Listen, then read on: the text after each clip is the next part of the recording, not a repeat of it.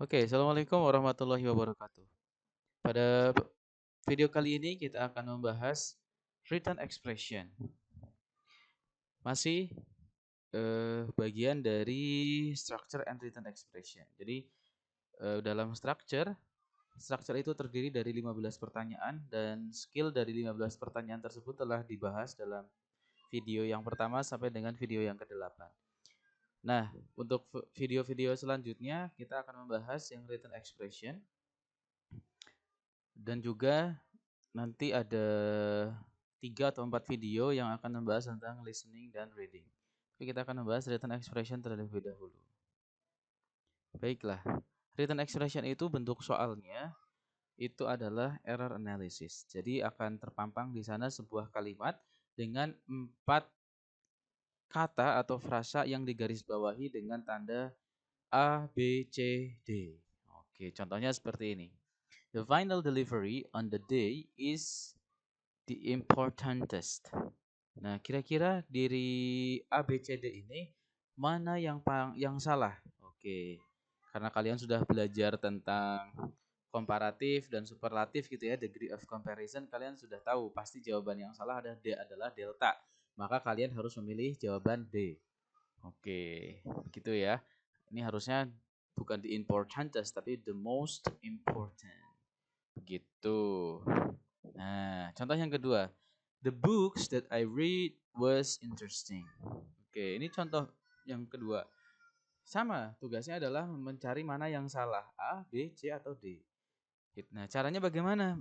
Mengetahui yang salah. Ayo kita runut saja strukturnya. The books. Ini subjek. Oke, tunggal atau jamak? Jamak. Oke, that I. That itu konektor gitu ya. I subjek, read verb. Ini subjek dan verb dari konektor. Was, ini kata kerja. Kata kerja dari subjek mana? Dari subjek books. Oke, books itu jamak, sementara verbnya was. Jelaslah salah, was itu untuk tunggal. Maka jawaban yang kalian harus pilih di dalam mengerjakan soal adalah yang C. Karena C itu salah, seharusnya were bukan was. Karena books itu banyak. Oke, inilah general strategies for written expression questions in paper-based TOEFL. First, look at the underlined word or groups of words. You want to see if you can spot which of the four answer choices is not correct. Yang pertama, kalian lihatlah 4 pilihannya, A, B, C, D.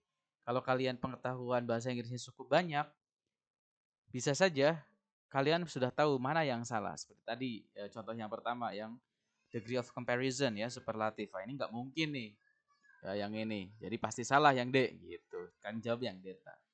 Kemudian yang kedua, if you have been able to find the error by looking only at the four underlined expression, then read the complete sentence. Kalau kalian sudah mampu mengetahui mana yang salah, ya cobalah sekilas baca seluruh kalimat gitu ya untuk meyakinkan.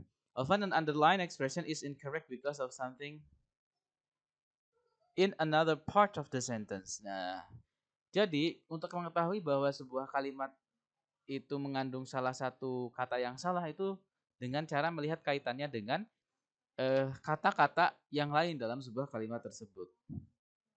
Oke ya, seperti contohnya yang ini tadi ya. Kenapa was menjadi salah? Karena subjek books. Gitu. Nah, yang terakhir, never leave any answers blank. Be sure to answer each question even if you are unsure of the correct response.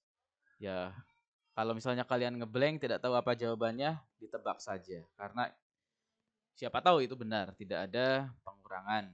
Gitu ya.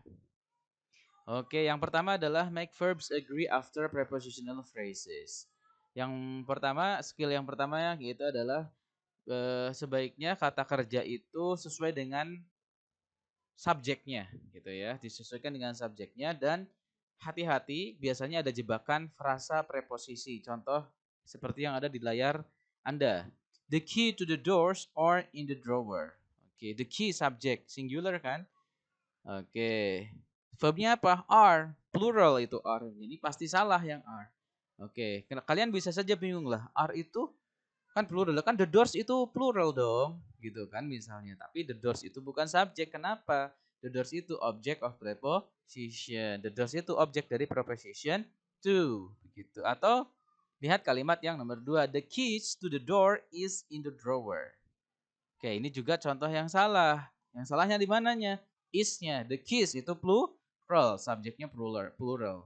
Kemudian ada to the door. Emang nih, door itu singular gitu, tapi ini bukan subjek. Nah, makanya is itu salah, seharusnya are.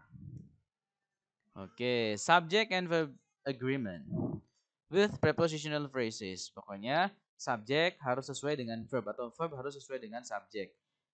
You have to be careful of prepositional verb. When a prepositional phrase comes between the subject and the verb, be sure that the verb agrees with the subject. Kalau misalnya antara subjek dan kata kerja itu dipisahkan oleh frasa preposisi, kalian harus jeli, jangan sampai terjebak ya. Contoh yang salah, yang benar sorry ya. The climbers on the sheer face of the mountain need to be rescued. Rescued. Oke, subjeknya the climbers. Oke, subjeknya itu jamak, jamak gitu ya, atau plural. Jadi need itu benar ya. Oke, kemudian yang selanjutnya, contoh yang langsung nomor 4 gitu ya. Contoh 2 contoh yang salah tuh ya.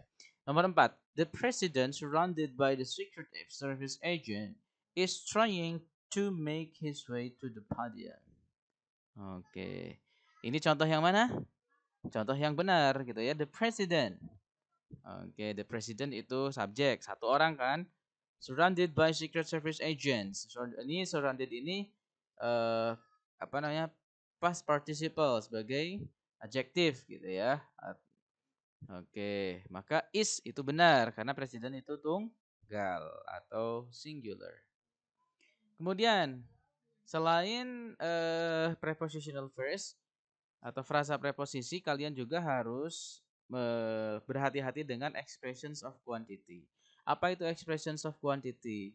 Expression of quantity itu adalah seperti contoh sebagai berikut. Tapi ada ciri-cirinya. Jadi expression of quantity itu biasanya kata-kata yang diawali dengan all, most, atau some dan kemudian of. Misalnya all of, most of, some of gitu ya. Itu namanya expression of quantity. Oke, followed by the preposition of. The subject, all, most, or some can be singular or plural, depending on what follows the preposition of. Nah, jadi kalian harus hati-hati ketika mengetahui atau namanya menemukan kata-kata seperti itu, misalnya all of the books, all of the information. Oke. Lah, kalau misalnya ada almost atau some, atau all of, most of, atau some of, itu tunggal atau plural, atau tunggal atau jamak. Itu bisa tunggal, bisa jamak. Apa yang menentukan? Yang menentukan adalah kata benda yang terletak setelah of. All of. Nah, setelah of misalnya itu tunggal, maka dianggap tunggal atau singular. Kalau all of setelah of-nya itu jamak, maka dianggapnya juga jamak. Contohnya, all of the book was interesting. Oke, book di sana dianggap sebagai tunggal. Makanya kata kerjanya was. Tapi dalam kalimat yang nomor 2, all of the books, nah itu jamak. Sama-sama all. All kan semuanya, berarti banyak dong ya. Iya, emang artinya seperti itu. Akan tetapi secara gramatikal, itu yang menentukan adalah setelah kata-kata of. All of the information. Oke, information itu kan uncountable gitu ya, maka dianggapnya tunggal. Gitu. Nah, beginilah rumusnya atau patternnya. Subject verb agreement after expressions of quantity. Apa saja? Ada all, most, ada some, ada half. All of, most of, some of, half of. When an expression of quantity is the subject, the verb agrees with the object. Gitu ya. Jadi kalau misalnya menemukan kata-kata seperti ini, yang menentukan adalah object of preposition. Jadi objek dari kata-kata of. Gampangnya yang menentukan bahwa dia itu tunggal ataupun jamak itu adalah kata benda setelah of. Oke, langsung ke contoh. Contoh yang pertama, contoh yang benar. The witnesses saw that most of the fire in the hills was extinguished. Oke. Lihat subjeknya most, ya, most of the fire. Tapi lihat Oke, ini ada expression of quantity kan, most banyak gitu ya. Kebanyakan dari api gitu. Yang ada di bukit itu telah dipadamkan. Ini contoh yang benar. Kenapa? Most of the fire. Fire ini kan uncountable. Uncountable itu dihitungnya tunggal, dianggapnya tunggal. Was, maka itu menjadi benar karena was itu untuk tunggal juga. Contoh yang nomor 2 tuh contoh yang salah. Lihatlah. Some of the animals from the zoo was released. Oke, some of the animals. Animals itu jamak. Kenapa? Ada S-nya itu setelah kata benda. Maka bukan was dong harusnya tapi were. Oke, 3 sampai 5 silahkan dicoba dulu. Tapi saya akan kerjakan nomor 5 deh. We believe that some of the time of the employees is going to be devoted to quality control. Some of the time. Oke, lihat the time itu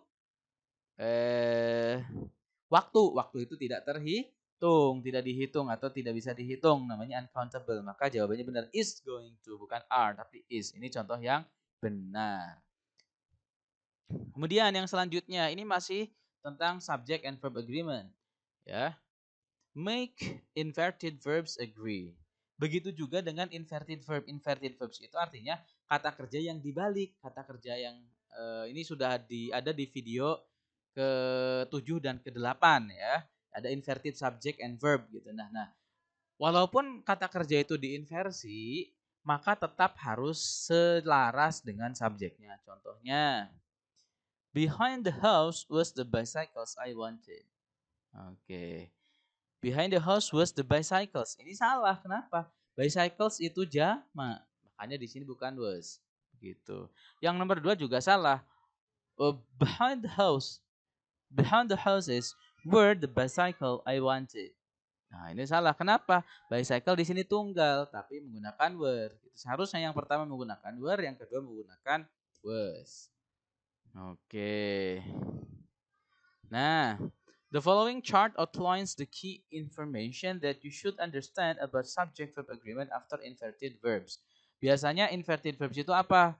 Terletak di mana? Biasanya inverted verb itu terletak ketika ada questions, kemudian negative expression, place, condition. Biasanya condition yang tanpa if. Lihatlah di video yang ke-7, sorry bukan ke-8.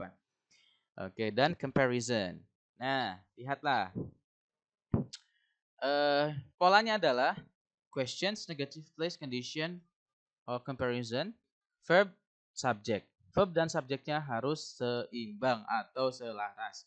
After question word, negative expression, plus of expression, conditions without if, and comparison, the verb agrees with the subject, which may be after the verb. Jadi, verbnya walaupun terletak lebih dahulu, haruslah tetap selaras dengan subjeknya. Itu tadi sebetulnya. Subjeknya bicycles, ya was lah. Gitu. Misalnya begini, dalam bahasa Indonesia misalnya, ada 2 orang di depan kampus atau ada 2 mahasiswa di depan kampus. There is 2 students. Itu salah. Kenapa? 2 students itu ada 2 orang di depan kampus. There is 2 students in front of the campus. Itu contoh yang salah. Kenapa? Kenapa? Kenapa itu salah? Karena pakainya is. There is 2 students. Itu salah. Seharusnya there are 2 students. Contohnya seperti itu yang sering kalian gunakan mungkin ya. Nah, contoh yang benar nomor 1. Only once this morning were the letters delivered by the campus mail services. Nah, ini contoh yang benar. Letters itu jamak. Sementara were itu juga jamak, bukan contoh yang benar. Yang kedua contoh yang salah. Around the corner to the right is the rooms. Nah, ini contoh yang salah ya. Rooms itu banyak sementara is itu tunggal. What in the world is the children trying to do? Oke, lihat. Ada is, setelah is subjeknya apa? The children. Children itu satu atau banyak? Children itu banyak, maka menjadi salah. Harusnya are the children trying to do. Oke, 45 silahkan coba sendiri ya. Kemudian selanjutnya, make verbs agree after certain words. Ada beberapa kata di dalam bahasa Inggris yang pasti tunggal dan ada juga beberapa kata dalam bahasa Inggris yang pasti jamak. Nah, the following chart lists grammatically singular words that have plural meanings. Nah, di bawah ini ada beberapa kata yang secara gramatikal itu tunggal. Akan tetapi artinya itu jamak. Nah, contohnya gini, ada anybody, anyone, anything, everybody, setiap orang, everyone, everything, segala hal. Ini kan misalnya everybody, semua orang. Itu kan kelihatannya itu jamak gitu kan. Everyone berarti misalnya di dalam kampus, everybody in the campus misalnya. Ketika kita ngomong konteks ngomong konteksnya itu kampus kita, maka kita berbicara tentang 10.000 mahasiswa. Tapi itu secara gramatikal dianggapnya tunggal. Kalian harus hati-hati nih ya. Jadi anybody, anyone, anything, everybody, everyone, everything, nobody, no one, nothing, somebody, someone, something, every, bla bla bla, each, bla bla bla, itu dianggapnya tunggal. Oke, contohnya nih. Nomor 1, it is impossible to believe that somebody actually admire that man. Contoh yang satu, contoh yang salah. Kenapa salah? It is impossible, nggak masalah di sini. It is impossible to believe that somebody. Oke, ini ada subjek lagi kan setelah konektor that. Somebody itu apa? Subjek. Tunggal atau jamak? Dianggapnya secara gramatikal itu sebagai tunggal.